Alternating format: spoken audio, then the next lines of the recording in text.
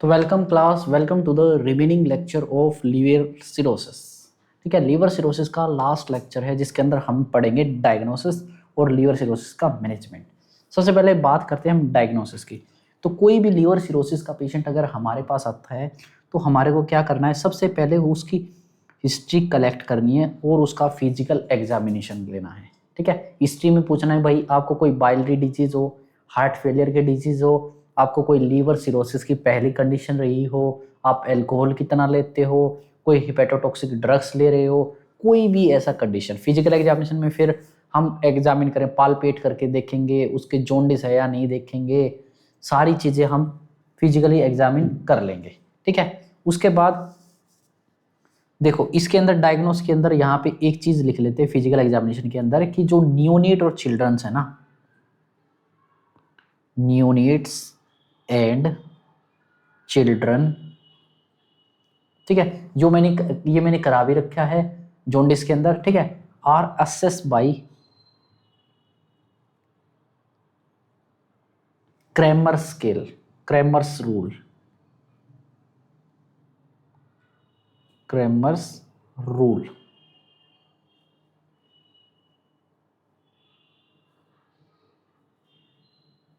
ठीक है, are assess by Cramer's rule. उसके बाद फिर हम बात करेंगे, सीधी बात है कंफर्म करने के लिए। तो कंफर्म करने का एक ही टेस्ट है, लीवर बायोप्सी। लीवर बायोप्सी करो और कंफर्म कर लो, हाँ भाई लीवर सिरोसिस है, इतनी स्टेज तक पहुंच चुकी है, इससे हो जाएगा कंफर्म। ठीक है, लीवर सिरोसिस को कंफर्म करेंगे लीवर बायोप्सी से। फिर हम पेशेंट को रूटीन टेस्ट करा सकते हैं, जैसे सीबीसी करा लो। सीबीसी के अंदर पेशेंट के अंदर एचबी का लेवल कम मिल सकता है, क्यों? क्योंकि हिपेटोरेनल सिंड्रोम हो रहा है। पेशेंट को आरबीएस का लेवल भी कम, आरबीसी का भी लेवल कम मिल सकता है पेशेंट का, क्यों? Due to splenomegaly. ठीक है, ये चीज देखने को मिल सकते हैं। उसके बाद फिर हम करेंगे एलएफटी। फिर हम क्या करेंगे, पेशेंट का लीवर फंक्शन टेस्ट। ठीक है, लीवर फंक्शन टेस्ट जिसके अंदर हम एसजीओटी, एसजीपीटी, एएसटी, एएलटी देखेंगे। लेकिन उससे पहले एक चीज देख लो, एलएफटी से पहले एक चीज लिखो, बेस्ट टेस्ट जो एग्जाम में पूछा जाता है। ठीक है, वो क्या है?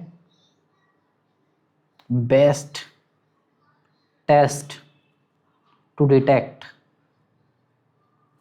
Best test to detect acute liver dysfunction.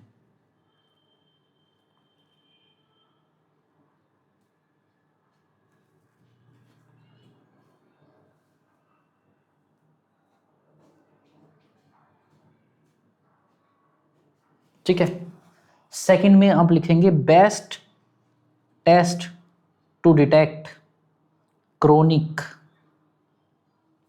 Liver dysfunction. Very very important है।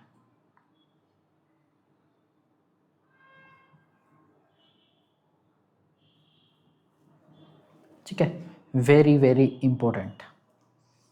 ठीक है, अगर एक्यूट लीवर डिसफंक्शन के लिए बात करी जाए तो एक्यूट लीवर डिसफंक्शन का सबसे बेस्ट टेस्ट है प्रोथ्रोम्बिन टाइम्स।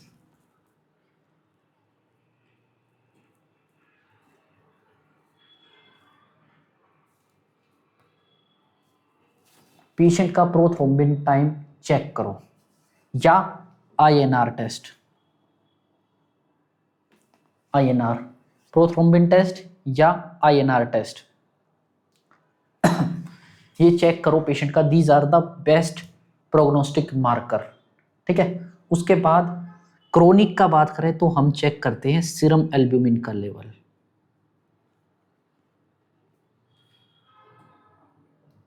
और इन दोनों पॉइंट्स को कीजिए आप हाईलाइट। ठीक है, सीरम एल्ब्यूमिन। ठीक है, ठीक है, हम मैंने क्या बताया है, best test to detect acute liver dysfunction और उसके बाद क्रोनिक लीवर डिसफंक्शन। ठीक है, ये चीज।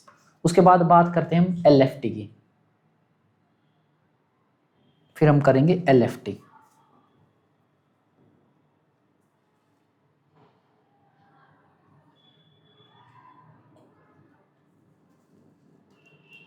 हम करेंगे लीवर फंक्शन टेस्ट। एलएफटी के अंदर हम दो चीज चेक करते हैं, एक एसजीओटी एक एसजीपीटी। ठीक है, सबसे पहले एसजीओटी। एसजीओटी की फुल फॉर्म क्या आती है? Serum glutamic oxalo acetate trans एमाइनेज।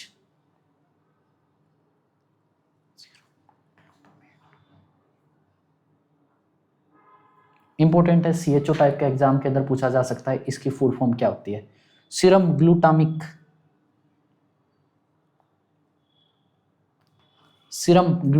Oxalo acetate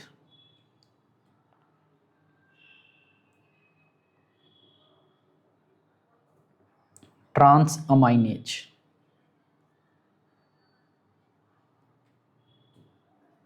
ठीक है, ट्रांस अमाइनेज, ये है एसजीओटी।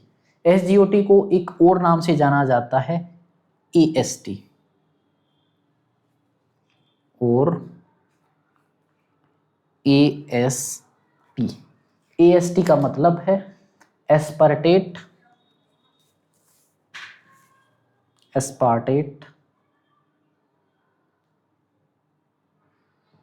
ठीक है, कभी कभी एएसटी बोल देते हैं, कभी कभी एसजीओटी बोल देते हैं, चीज एक ही है, aspartate amino trans aminase. Amino trans aminase.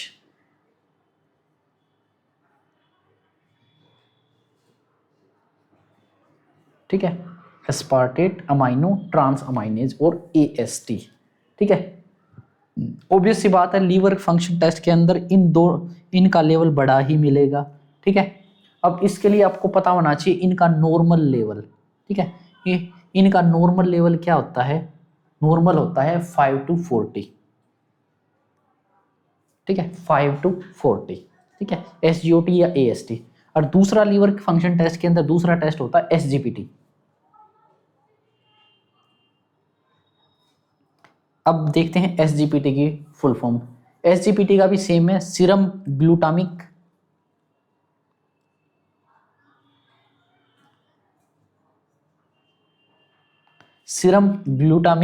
Pyruvic trans aminase.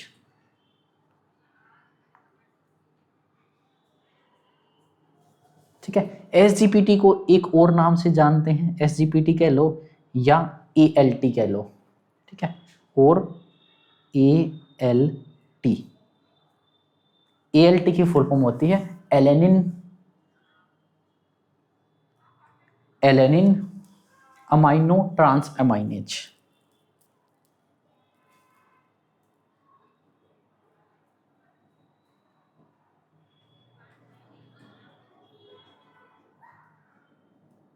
Amino trans aminase, सीधी बात है, इनका भी लेवल बहुत ज़्यादा हजारों में बड़ा मिलेगा। ठीक है, नॉर्मल लेवल इसका देख लेते हैं। इनका नॉर्मल लेवल एसजीपीटी या एएलटी, इनका नॉर्मल लेवल होता है 7 से लेके 50। ठीक है, इन दोनों को 5 से 40, 7 से 50 याद करने की बजाय सीधा है, दोनों का लेवल 50 तक होता है। और लीवर सिरोसिस के अंदर ये 50 की बजाय ये 500, 800, 900 इतना लेवल तक पहुंच जाते हैं लेफ्टी में। ठीक है, ये चीज़। उसके बाद हम एक चेक करते हैं एएसटी एएलटी का रेशो।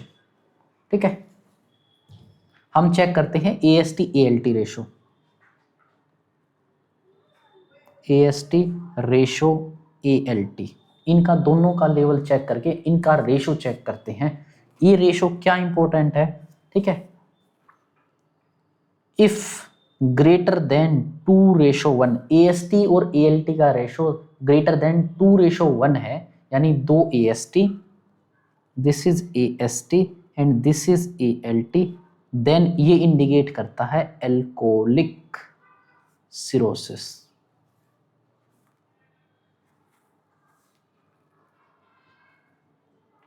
और इस चीज को करो आप हाईलाइट। अगर ग्रेटर देन 2 है ना, तो एल्कोहलिक सिरोसिस को इंडिकेट करता है।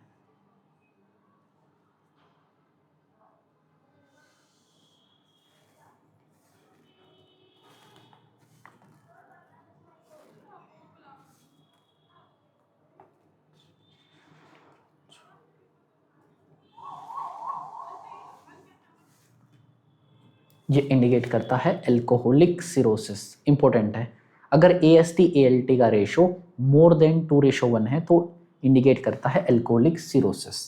ठीक है, और पेशेंट के अंदर भाई बिलरुबिन का लेवल भी बढ़ेगा। लीवर फंक्शन टेस्ट के अंदर हम चेक करेंगे इंक्रीज, कंजुगेटेड और अनकंजुगेटेड दोनों का लेवल बढ़ेगा।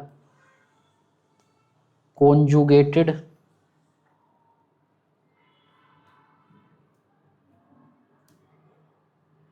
एंड अनकॉन्जुगेटेड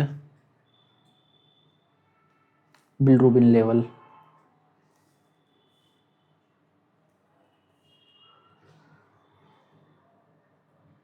ठीक है, कंजुगेटेड और अनकंजुगेटेड बिलरुबिन का लेवल इंक्रीज होएगा किसके अंदर, लीवर सिरोसिस के अंदर। ठीक है, ये चीज। उसके बाद बात हम चेक करेंगे डायग्नोसिस के अंदर सीरम अमोनिया लेवल।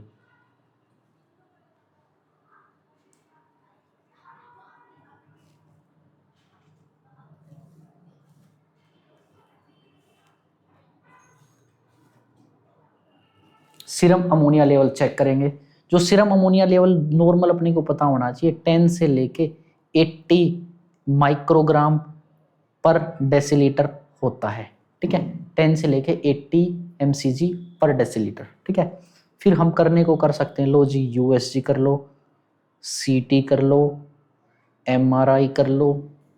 ठीक है, और एक और डायग्नोस्टिक टेस्ट करते हैं हम, मेल्ड स्कोरिंग, MELD स्कोरिंग। ठीक है, मेल्ड स्कोरिंग यानी model for end stage liver disease, यानी मेल्ड का मतलब मॉडल फॉर एंड स्टेज, ठीक है, लीवर डिजीज।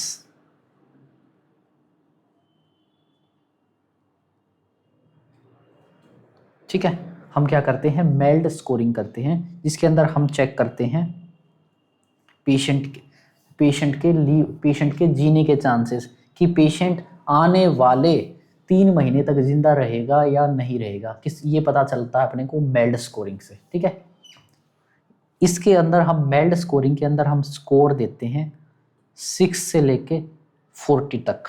ठीक है, हायर द मेल्ड स्कोर, इसके अंदर हायर द मेल्ड स्कोर, जितना ज्यादा मेल्ड का स्कोर ज्यादा होएगा, higher the risk for death.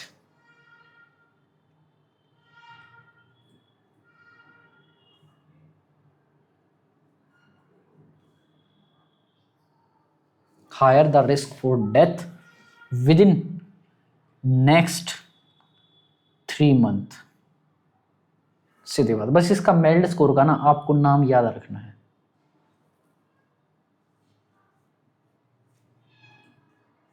ठीक है, मेल्ड स्कोरिंग के अंदर अपने को बस नाम याद रखना है। ठीक है, और लीवर ट्रांसप्लांट करने के लिए भी मेल्ड स्कोर ही यूज किया जाता है। ठीक है, मेल्ड स्कोरिंग को लीवर ट्रांसप्लांट के लिए भी यूज किया जाता है। कोई मेल्ड स्कोर देखा जाता है ट्रांसप्लांट करने से पहले कि मेल्ड स्कोर क्या है, तभी लीवर को ट्रांसप्लांट किया जाता है। ठीक है, ये चीज, ये था आपका डायग्नोसिस। अब बात करते हैं हम मैनेजमेंट की। ठीक है, now we talk about the management.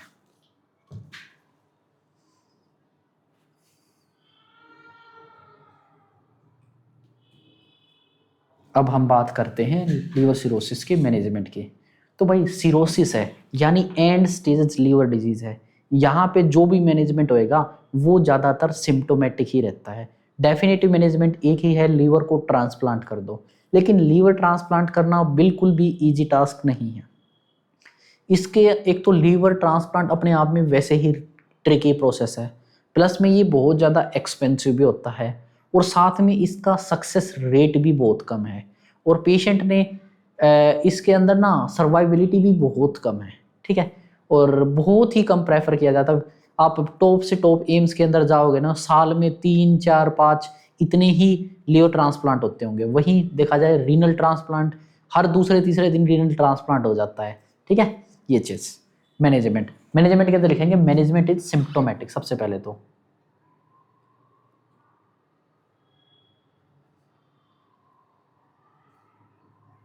हमारे को क्या करना है, बस सिम्प्टोमेटिक ट्रीटमेंट करना है। जैसे अमोनिया का बढ़ने की वजह से भाई सीएनएस के सिम्टम्स आ रहे हैं तो भाई अमोनिया को कम करना है पेशेंट के अंदर, ठीक है। ये सारे क्लिनिकल फीचर्स अब मैनेज करना है अपने को। पेशेंट को हाइपोग्लाइसीमिया हो रहा है तो पेशेंट को डेक्सट्रोज दे देंगे, ये सारी चीज़ें, ठीक है। मैनेजमेंट इज सिम्टोमेटिक, क्यों, इसके अंदर ये पॉइंट लिख लेते हैं। As fibrosis of liver, as cirrhosis of liver,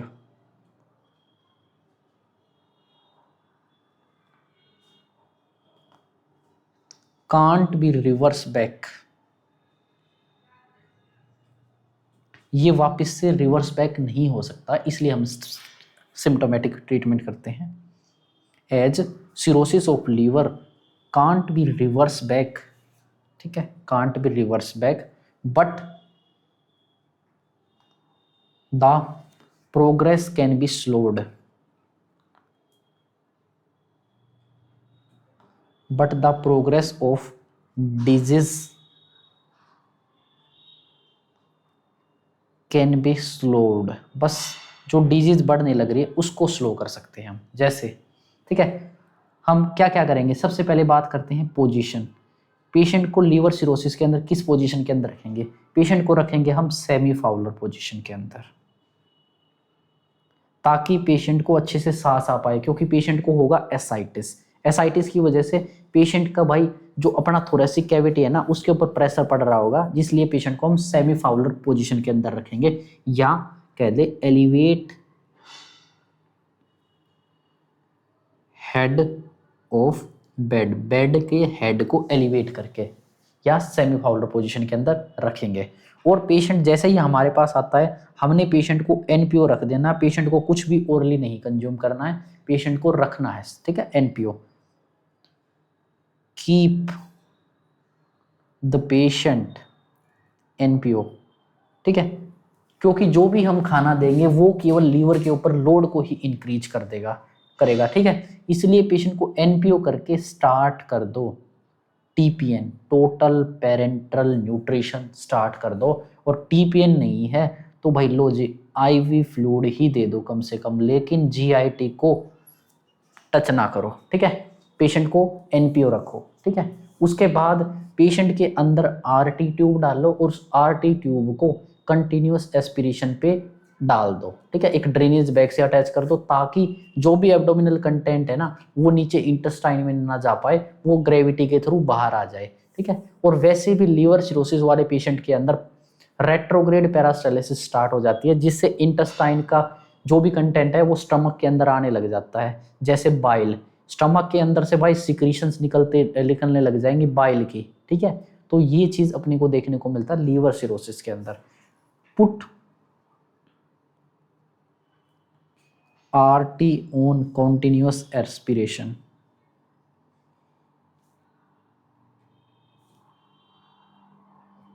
ठीक है, कंटिन्यूअस एस्पिरेशन, ठीक है।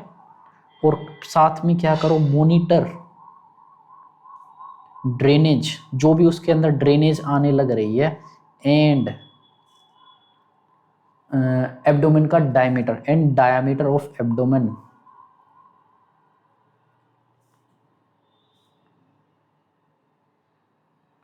और कॉम्प्लिकेशंस ऑफ सिरोसिस सबको मॉनिटर करते रहो, ठीक है, and complication of cirrhosis.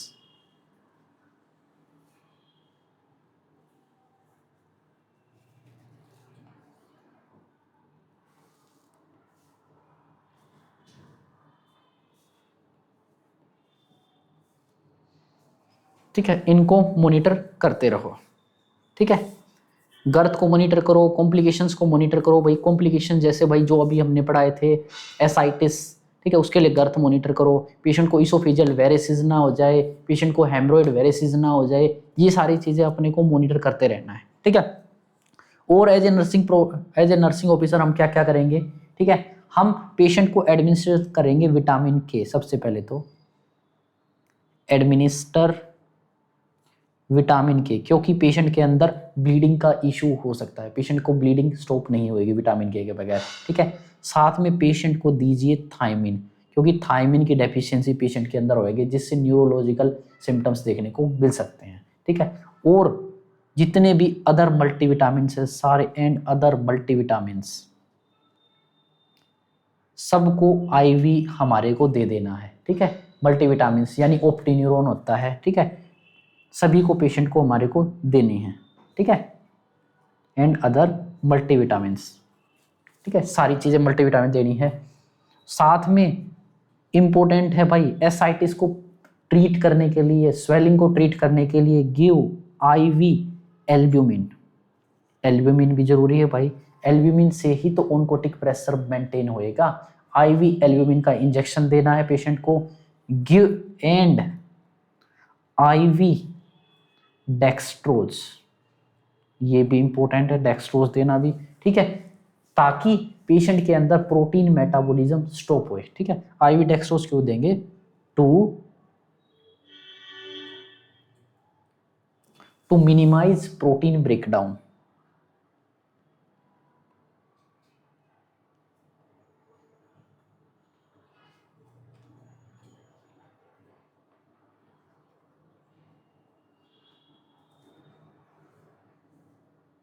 To minimize protein breakdown.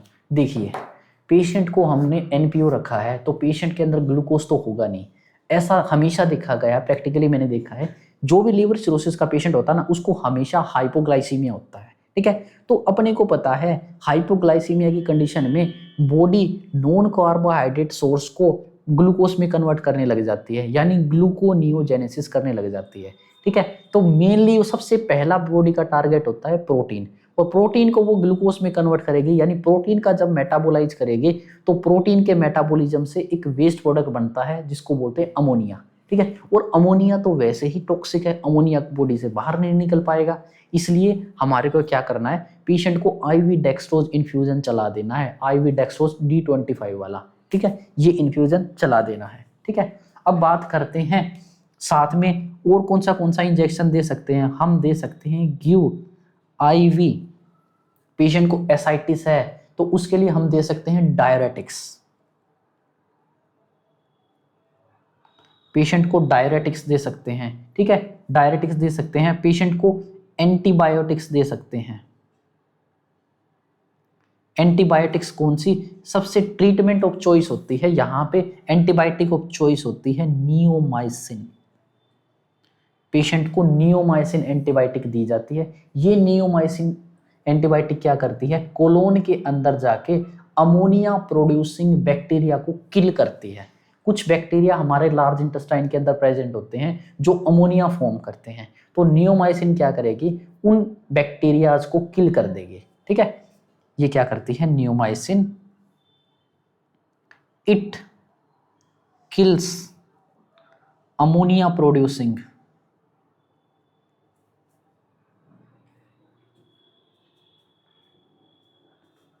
Bacterias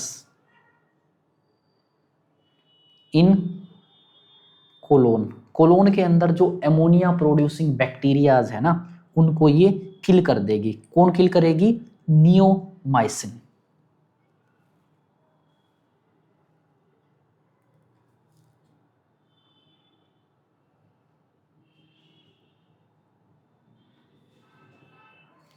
bacterias in colon, ठीक है, कौन, नियोमाइसिन, ठीक है। ये हम इसलिए हम अमोनिया को इसलिए हम नियोमाइसिन को देते हैं। उसके बाद हमारे को पूछा जाता है ड्रग ऑफ चॉइस, ठीक है, what is the drug of choice in liver cirrhosis, ठीक है। अब हम बात करते हैं ड्रग ऑफ चॉइस की।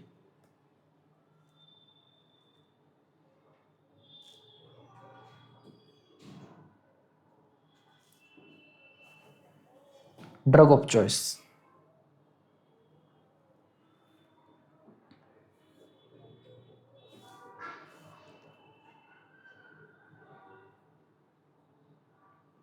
ड्रग ऑफ चॉइस एक ही है, लैक्टुलोज।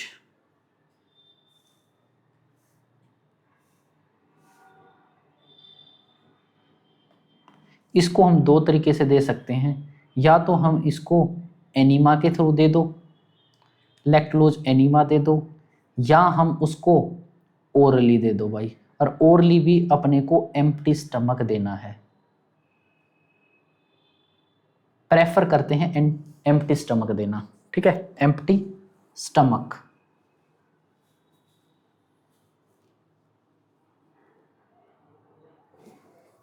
ठीक है, इस तरीके से हम लैक्टोलोज दे सकते हैं, ठीक है। और लैक्टोलोज का वही एम्स में पूछा गया था कि डिजायर अफेक्ट क्या है। जो लैक्टोलोज है, हम लैक्टोलोज देते हैं, इसका हमारे को क्या गोल है, हम इसको देते क्यों हैं, इससे क्या चाहिए हमें लैक्टोलोज से। तो इसका जो डिजायर अफेक्ट है, जो हमारा गोल है,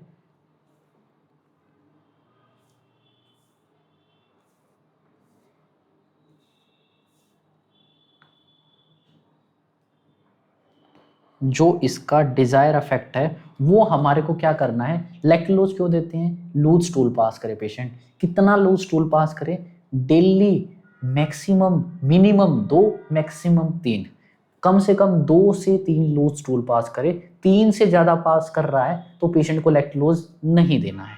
हमारा टारगेट है मैक्सिमम 3, ठीक है। तो लिख लेते हैं 2 से 3 लूज स्टूल मैक्सिमम। 3 से ज्यादा होने पे ध्यान रखना, लैक्टोलोज को हमारे को बंद कर देना है, ठीक है। तो डिजायर इफेक्ट है 2 से 3 लूज स्टूल, इसको कीजिए आप हाईलाइट। नियोमाइसिन एंटीबायोटिक देते हैं, ये भी हाईलाइट कीजिए।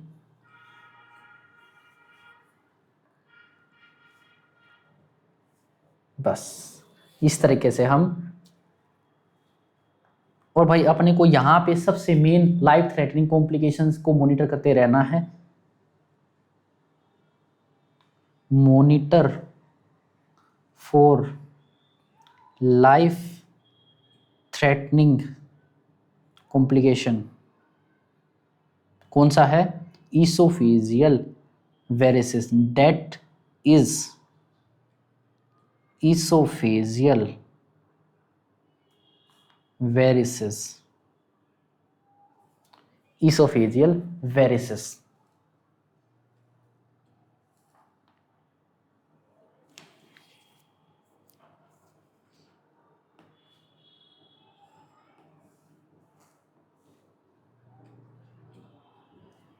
लाइफ थ्रेटनिंग कॉम्प्लिकेशन है ईसोफेजियल वेरिसिस, ये भी इंपॉर्टेंट पॉइंट है, इसको भी हाईलाइट कीजिए, ठीक है।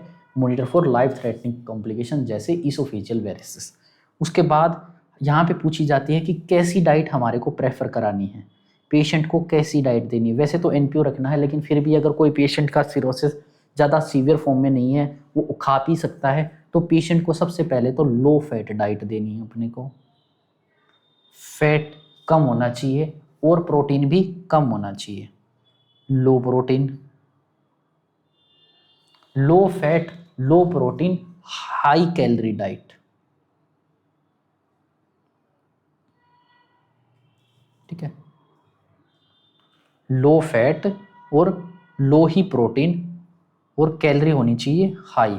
लो फैट, लो प्रोटीन, हाई कैलोरी डाइट, ठीक है। क्यों, क्योंकि अमोनिया है, प्रोटीन का वेस्ट प्रोडक्ट होता है, इसलिए हम पेशेंट को ऐसी डाइट देते हैं, ठीक है। तो ये था आपका मैनेजमेंट ऑफ लीवर सिरोसिस। अब मैनेजमेंट के अंदर ही एक चीज़ हमने लीवर सिरोसिस के अंदर एक टॉपिक पढ़ा था कि पेरिटोनियल कैविटी के अंदर सारा का सारा फ्लूइड भर जाता है, ठीक है। उसको क्या बोला था हमने, एसाइटिस। तो एसाइटिस का एक मैनेजमेंट है छोटा सा, अगर आप देख लो तो यहाँ पे, ठीक है, शायद फंडा में भी आपने करा होगा, जिसका नाम है एब्डोमिनल पैरासेंटेसिस, ठीक है। एक टॉपिक है एब्डोमिनल पैरासेंटेसिस।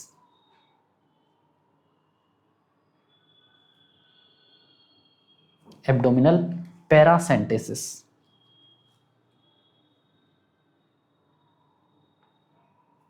ये एक मैनेजमेंट है, मैनेजमेंट ऑफ चॉइस क्या है, ये है ट्रीटमेंट ऑफ चॉइस। किसका, ऑफ एसाइटिस का, एसाइटिस का ट्रीटमेंट ऑफ चॉइस है, ठीक है। हम क्या करते हैं, एसाइटिस के अंदर एसाइटिस फ्लूइड को सर्जिकली बाहर निकालते हैं, ठीक है। इसके अंदर सबसे पहले बात करते हैं क्या क्या इक्विपमेंट की जरूरत होती है अपने पास, ठीक है। इक्विपमेंट,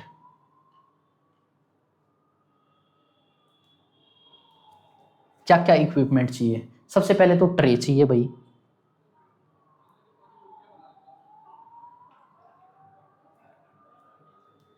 पैरासेंटेसिस की ट्रे चाहिए, ग्लव्स चाहिए, ठीक है, लोकल एनेस्थीसिया चाहिए, ठीक है, ताकि पेशेंट को पेन ना हो, लोकल एनेस्थीसिया चाहिए। उसके अलावा हमारे को ड्रेप शीट चाहिए कवर करने के लिए,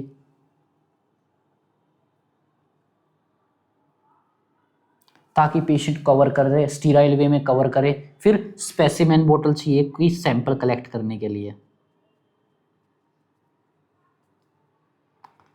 जो फ्लूइड हम निकाल लेंगे उसका सैंपल कलेक्ट करके भेजने के लिए भी हमारे को स्पेसिमेन बोतल चाहिए, ताकि हम ये भी आइडेंटिफाई कर पाए कि वहाँ पे कोई इन्फेक्शन वगैरह तो नहीं है, केवल सिंपल फ्लूइड है या नहीं है, ठीक है। अब यहाँ पे पूछा जाता है कि भाई कितने गोज की नीडल यहाँ पे यूज करते हैं, तो ज़्यादातर 18 गोज की नीडल हम यूज करते हैं। इसको करो हाईलाइट, जो मैं हाईलाइट कर रहा हूँ वे इंपॉर्टेंट है बस, ठीक है। 18 गोज की नीडल यूज करी जाती है एब्डोमिनल पैरासेंटेसिस के अंदर, ठीक है। उसके बाद यहाँ ये पूछा जाता है कि साइट प्रिपरेशन कब की जाती है, ठीक है। साइट प्रिपरेशन हमने जहां पे प्रिक करना है, जहां पे हमने प्रिक करना है, ठीक है, जहां पे हमने प्रिक करना है फ्लूइड को निकालने के लिए, वो साइट कितनी देर पहले कितनी देर पहले प्रिपेयर करी जाती है। ना सिर्फ ये साइट, जितना भी सर्जिकल प्रोसीजर होता है हर एक को साइट को हमने एटलीस्ट हाफ आवर पहले प्रिपेयर करना है, यानी 30 minutes before procedure.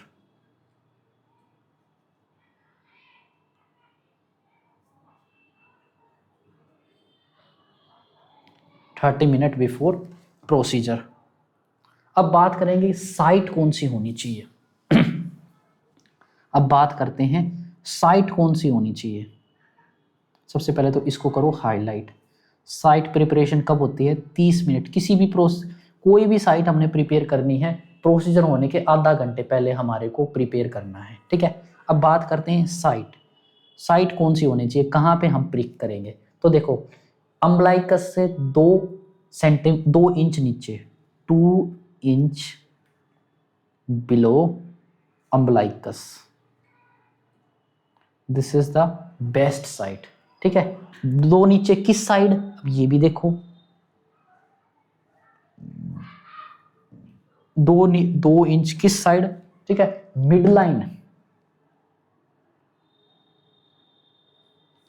Line between umbilicus and symphysis pubis.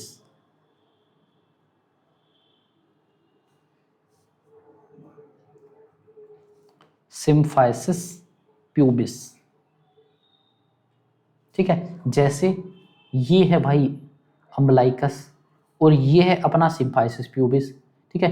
इसके बीच में एक इमेजिनरी लाइन ड्रा करेंगे ऐसे, और अम्बलाइकस से जस्ट 2 इंच नीचे यहाँ पे अपने को प्रिक करना है, ठीक है। ये मोस्ट कॉमनली यूज्ड साइट होती है, ठीक है, mid line between the umbilicus and symphysis pubis, ये चीज़। उसके बाद बात करते हैं प्री प्रोसीजर अपने क्या नर्सिंग रिस्पॉन्सिबिलिटीज होती हैं ड्यूरिंग एंड पोस्ट प्रोसीजर, ठीक है। सबसे पहले बात करते हैं pre procedure nursing responsibilities. Nursing responsibilities procedure start होने से पहले, प्री प्रोसीजर अपनी नर्सिंग रिस्पॉन्सिबिलिटीज की हम बात करते हैं। प्री प्रोसीजर के अंदर सबसे पहले पेशेंट को सब कुछ एक्सप्लेन करो, ठीक है। पेशेंट का बेसलाइन डाटा कलेक्ट करो, कंसेंट लो, ठीक है, सारी चीज़ें बता दो पेशेंट को, भाई ये चीज़ है, इससे ये कॉम्प्लिकेशन हो सकता है, आपको प्रिपेयर रहना है, ठीक है। पेशेंट के बेसलाइन डाटा कलेक्ट करो, वेट कलेक्ट करो, एब्डोमिनल गर्थ कलेक्ट करो, वाइटल साइन चेक करो, सैचुरेशन चेक करो, ठीक है, ये चीज़ें। और पेशेंट को, हाँ सबसे इंपॉर्टेंट, एब्डोमिनल पैरासेंटेसिस करने से एटलीस्ट 5 से 10 मिनट पहले पेशेंट को वॉइड करने के लिए बोलना है। पेशेंट को बोलना है कि 5 से 10 मिनट पहले, प्रोसेस से जस्ट 5 से 10 मिनट, भाई एक बारी सुसु कर ले, ठीक है। नहीं तो क्या होएगा, अपना ब्लैडर है ना, ब्लैडर प्रीक हो जाएगा गलती से, ठीक है। प्री के दौरान एक्सप्लेन करो, कंसेंट लो, रिकॉर्ड करो,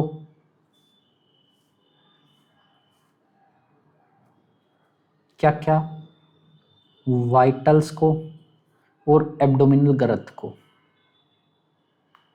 एब्डोमेन गर्थ को और पेशेंट के वेट को, ताकि हम कंपेयर कर पाए पहले क्या था और प्रोसेस के बाद कैसा है। ठीक है, ये सारी चीज़ें। उसके बाद सबसे इम्पोर्टेंट, वॉइड 5 से 10 मिनट बिफोर प्रोसीजर।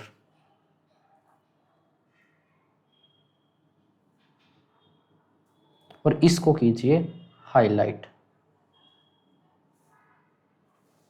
ठीक है, पेशेंट को करो भाई, ताकि क्यों करेंगे ये, पहली बात तो ये भी तो पता होना चाहिए, टू प्रिवेंट ब्लैडर इंजरी।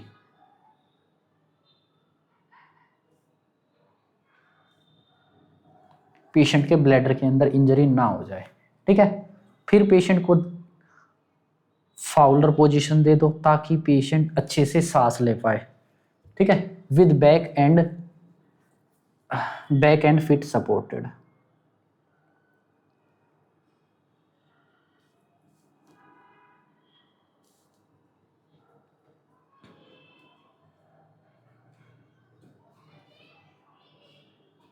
ठीक है, ये पोजीशन पेशेंट को दे देंगे।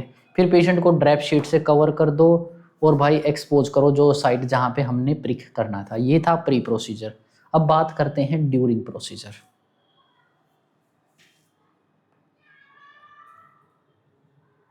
जब प्रोसीजर चल रहा होता है अपने को क्या ध्यान रखना है, नर्सिंग मैनेजमेंट अपना क्या है। ठीक है, ड्यूरिंग कुछ ना है, प्रोसीजर में हेल्प कर लो भाई।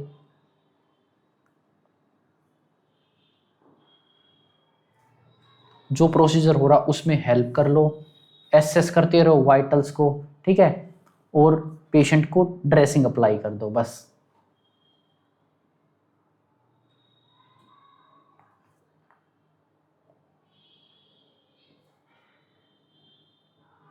बस उसके बाद बात करते हैं पोस्ट प्रोसीजर। प्रोसीजर खत्म होने के बाद क्या करना है, हमारे को वाइटल्स मॉनिटर करने हैं सबसे पहले तो, शुरुआत में हर आधे घंटे में। ठीक है, उसके बाद फिर हर घंटे। ठीक है, monitor vitals.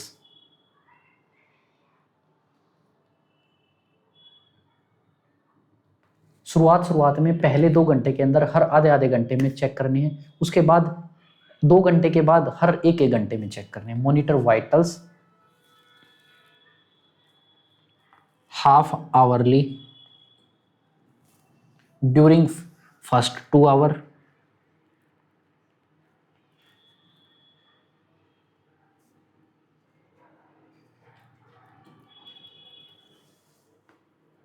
and every hourly for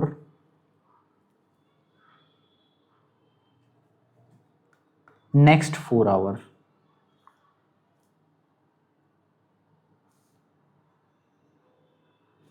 ये चीज।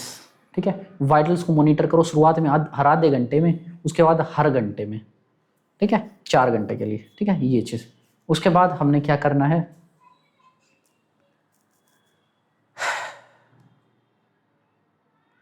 मॉनिटर साइट जहां पे हमने प्रिक करा है वहां पे कोई लीकेज तो नहीं हो रही है। Monitor site for leakage.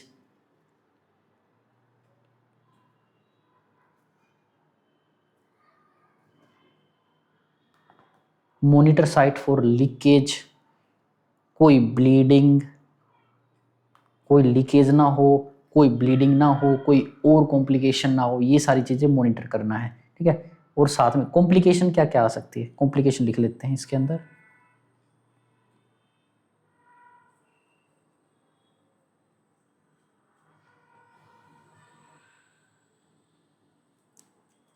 Complication क्या क्या देखने को मिल सकती है, सबसे पहले तो पेरिटोनाइटिस।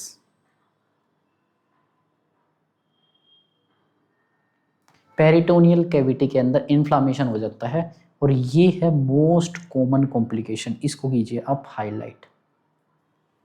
मोस्ट कॉमन कॉम्प्लिकेशन क्या है, पेरिटोनाइटिस। ठीक है, पेरिटोनियम फ्लूइड के निकालने के चक्कर में कुछ अनस्टीराइल टेक्निक हमने यूज कर दी, जिससे क्या हुआ है, पेरिटोनियल कैविटी के अंदर इन्फ्लामेशन हो गया है, जिसको बोलते हैं हम पेरिटोनाइटिस। ठीक है, पहला कॉम्प्लिकेशन। दूसरा कॉम्प्लिकेशन यहाँ पे कभी कभार ब्लीडिंग देखने को मिलती है, bleeding is not so common. Second, ये हमारी गलती की वजह से होता है हाइपोवोल्यूमिक शॉक, पेशेंट को हो जाता है हाइपोवोल्यूमिक शॉक, ये हमारी गलती है हाइपोवोल्यूमिक शॉक, ठीक है। हाइपोवोल्यूमिक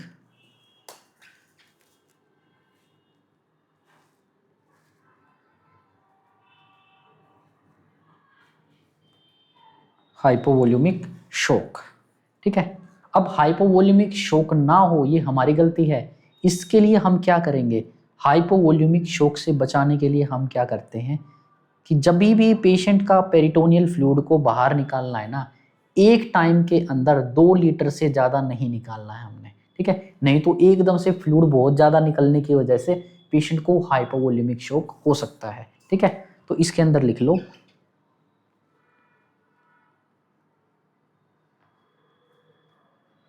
amount drained at one time, एक टाइम पे, ठीक है। जैसे ही हम क्या होता है, किसी को देखो, किसी को पेरिटोनियल फ्लूइड के अंदर हमने प्रिक करा फ्लूइड निकालने के लिए, एकदम से फ्लूइड निकलता जाने लग रहा है, ठीक है। 15-20 मिनट के अंदर भाई 1 लीटर 1.5 लीटर भर जाता है, ठीक है। हमारे को मॉनिटर करते रहना है। 1 घंटे के अंदर हमारा जितना भी निकलना होता है ना, मैक्सिमम 1 घंटे के अंदर निकल ही जाता है। उसके बाद हमारे को क्लैंप करना होता है, नहीं तो सारा का सारा पेरिटोनियल कैविटी खाली हो जाएगी, ठीक है। तो amount drained at one time वो है 2 लीटर मैक्सिमम। एक टाइम के अंदर, एक टाइम पे हमारे को पेरिटोनियल फ्लूइड 2 लीटर से ज़्यादा नहीं निकालना है, मैक्सिमम है 2 लीटर, ठीक है। इसके क्यों, क्योंकि greater than 2 litre can cause shock and vasodilation, ठीक है। एकदम से वेसोडाइलेशन हो जाएगा, शॉक हो जाएगा पेशेंट के, ठीक है। तो ये था आपका लीवर सिरोसिस के अंदर एब्डोमिनल पैरासेंटेसिस प्रोसेसर, ठीक है, प्रोसेस, ठीक है। तो ये आपका हो गया liver cirrhosis complete. Thank you.